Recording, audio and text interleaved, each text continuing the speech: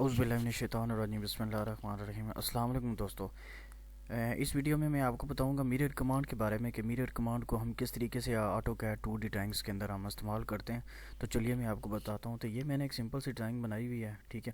اب اس ہول کو، یہ جو میں نے ایک سرکل بنایا ہوا ہے، اسے میں نے اس کے ایک خاص ڈسٹنس کے اوپر میں نے بنانا ہے۔ تو اسے ہم کس طریقے سے بنائیں گے، ٹھیک ہے۔ اس کے لیے mirror command MI، shortcut کی MI ہے، MI انٹر کروں گا، سلیکٹ آبجیکٹ، اس کا میڈ پوائنٹ سلیکٹ کروں گا، ٹھیک ہے۔ اس کے بعد اسے یہاں پہ لیفٹ کلک کر کے، رائٹ کلک کر کے انٹر کر دوں گا۔ یہ دیکھیے کہ اس کے بالکل جتنا اس کا یہاں ایک سائڈ سے ڈسٹینس ہے اتنا ہی سیم ہے، سیم اس کا بھی ڈسٹینس ہو گیا۔ اب اسے میں نیچے بھی لانے کے لیے میرر کمانڈ MI انٹر کیا، ٹھیک ہے۔